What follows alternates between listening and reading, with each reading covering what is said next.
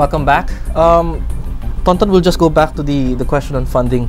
There was an OECD study, Program for International Student Assessment 2000, and then McKinsey and Company made this very famous study of theirs, how the world's best performing school systems come out on top. Both of them essentially say, no, you do not need additional funding or greater funding to develop yung educational system. What do you say to that? No, more than additional funding, it is kung paano ginagamit yung funding no? Kasi ngayon halimbawa, maraming mga development seminars para sa mga guro ang nasasayang dahil kakulangan sa pagpaplano at saka sa pagiging matatag dun sa mga objectives nitong seminars nito. Ang daming wastage niyan, ano? So, more than funding, it is how the fund is used, no? So agreed na yan. Yung sinasabi ng mga ibang tao rito na para gumanda ng edukasyon dito, kailangan buhusan pa ng additional pera, hindi totoo yun. I mean, kung pwedeng buhusan ng additional money, saan gagastusin? No? Okay. Hindi lang, it's not just a matter of saying na 34 billion, I mean, yung alimbawa, 3 to 4 billion increase or 34 billion increase in the annual allocation for education. Hindi sapat yun eh. Okay, one question again. And you mentioned this about yung distribution of public and private schools from primary, high school, college.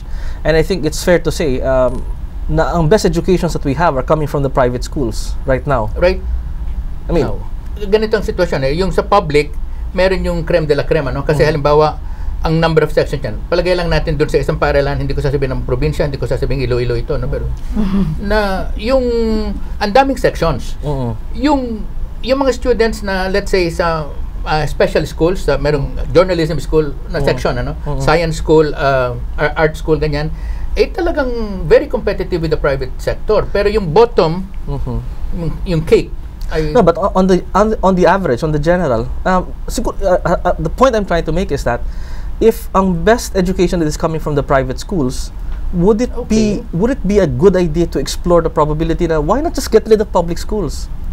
And then also another question that I'd like to pose to you guys is, what is the point of having a DEX pa? Some of the questions that were raised in the other countries, particularly in the US, sinasabi nila, bakit pa magkakaroon ng centralized education? Why not just give it to the provinces or the towns? Parang why not make it closer to the local government and let the local government be in charge of the schooling themselves? What do you say? My answer to that would be related to your question earlier about funding. Because my personal viewpoint on that is, siguro kailangan talaga ng funding kasi kailangan ng classrooms, kailangan ng libro. Pero I think kailangan nga mas grassroots driven yung paghanap ng resources. It doesn't have to be financial.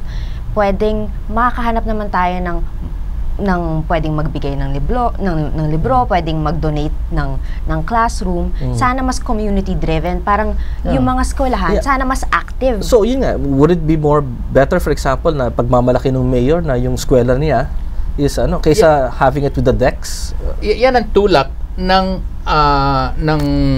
sinergiya, no? Na talagang community driven, local government, na yung local school board kung tawagan na composed of the mayor, etc., no? But working side by side with the superintendent. Kasi kailangan mo rin ng isang DepEd pero decentralized, and it is decentralized para tignan yung curriculum, no? Ang sinasabing ang problema ng DepEd sa Pilipinas, yung policies come and go, policies and programs come and go with the secretary. Or with the president, no? Na napapalitan every 6 years in the case of the Philippines. Sa Indonesia, Malaysia, ganyan, yung mga programa at saka policies, pag nandyan na, ay nandyan na. Hindi napapalitan ng political appointee na minister. And then moving on, just one other question I'd like to I think ikaw na rin nabanggit kanina about the need for sa character, sa discipline, and what have you. And I think between character and gaining information, malaking bagay din yung ma-form yung character ng bata. Pero one question I'd like to pose is that in a public school, considering the fact that there seems to be a strong thinking that there's a separation of church and state, what kind of values tuloy na natuturo ng public school considering they're not allowed to teach about religion? Well, we respect different religions, or even those who don't have a religion. That's why, and I am strong, what we teach are universal values. Merong universal values na talagang magugustuhan, ma-appreciate, maunawaan, at But that's not existing now. But that's with I Am Strong. Yeah, this is what I Am Strong. And this is what we were trying to advocate. Na kahit secular, kailangan talagang may values na mapapamahagi sa mga estudyante. But if you don't mind my interrupting, but again, it's an acknowledgement kasi na right now, yung public school system natin are what? Neutral, no value system hindi, ba? Sir, hindi rin totoo yan. Kasi, I mean, involved ang University of Asia and the Pacific through the Master of Arts in Values Education Program, dun sa Values Education Program ng public schools. No? And we are consulted for content. And we give our... in fact, ang UANP ang nagsasabi na, I mean, yung ilang mga opinions na binibigay ng mga ilang tao sa UANP ang nagsasabi na wag gawing masyadong religion-based, no? Kasi halimbawa nga, I mean, palagay natin isang bagay, no? Yung sa contraception, no? Yung sa ganyan, na masyadong pinapasukan in other words, hindi yan mali dahil sinabi ng Catholic Church. Sinasabi ng Catholic Church na mali dahil mali. No, meaning yung natural reasons. No, but this is a program that you're working with sa UAP. No, we're working with There are values programs sa public schools handled by Department of Education. Okay. And where would these values be based if it's going to be religion neutral? On Naturang Batas, Likas at Tama. Okay. Yeah, yeah, logic. It's really universal values. In fact, meron kami mga Muslims na nagsasabi na yung in the public school system. Public school system, Jehovah's Witnesses, Christians, ganyan, etc. Nagsasabi na ang MAVE program is the best link between Christians and Muslims, or pati yung mga born again, yung mga ganyan na naglalaban-laban tayo within our respective religions, na doon sa ilang programa ay talagang likas na likas at natural. Okay. Kaya napakaganda ng naturang batas. And to add to that, in terms of universal values, actually there are a lot of common values between different religions. Only problem is what we tend to focus on more is the differences. But exactly. This does not mean na wala ring mga values that overlap in the different religions. So yeah, those are the universal. At saka may difference nga yung tinatawag na institutional religion at saka yung natural religion. No? Yung institutional religion, whether you're Catholic, Protestant, born again, iglesia, ganyan, ano? Pero yung natural religion is your affinity to the Creator, your love for God, your respect for other people, etc., and all other bases for natural law na nakasulat sa puso ng bawat isa. But I think it also helps that yung society natin is a little bit tolerant as far as distinctions between faith and secular is concerned. I think in the United States, that approach would be a little bit more difficult. Yes.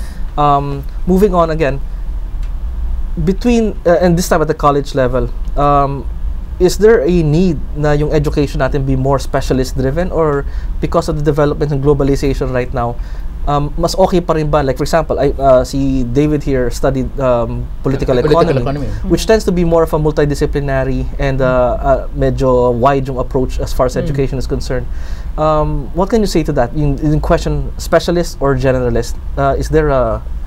Kasi si David at saka si Ivanna, ang natapos nila combination ng tinatawag na core curriculum na liberal education at saka yung specialization. No? So, ang inyong karanasan ay tama, maganda.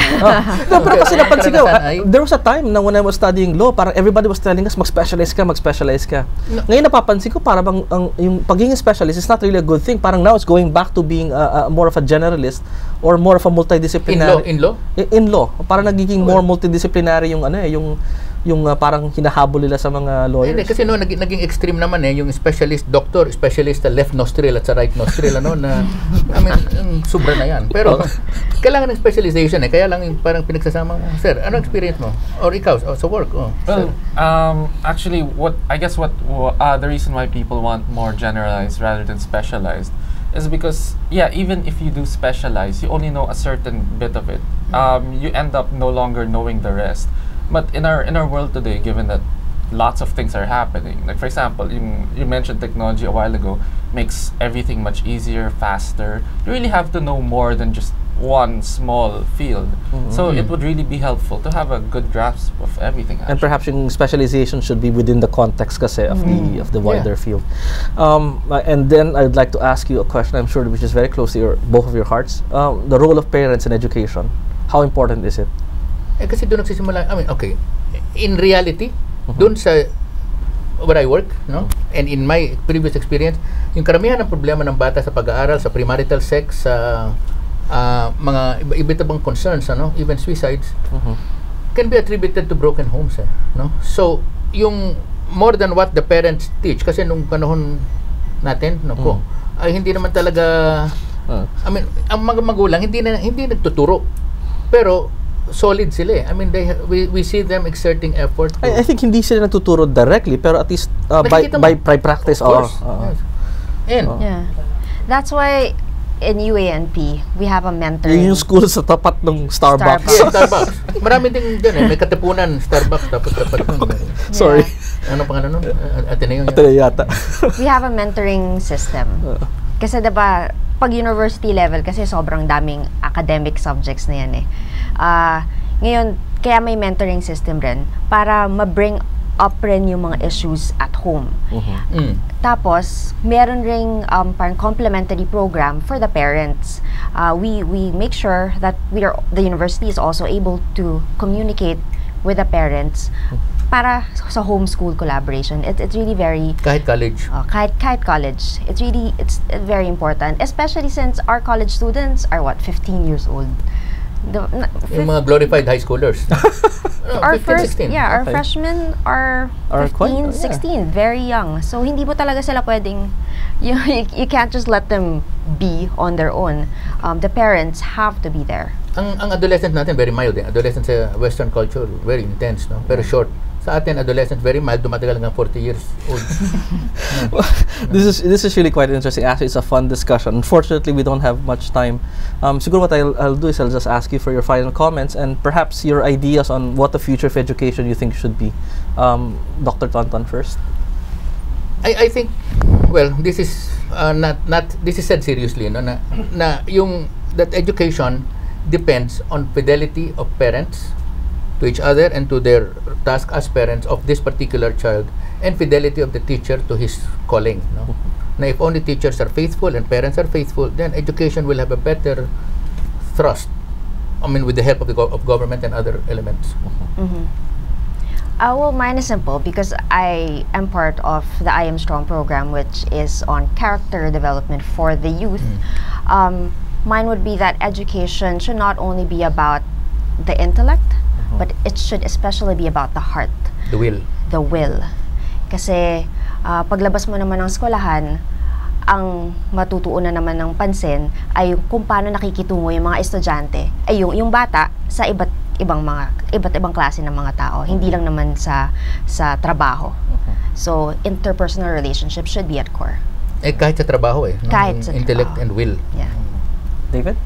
Well, relating it to natural laws, sa ilalim ng natural law, we all have this equal right to have a good life and, well, be happy.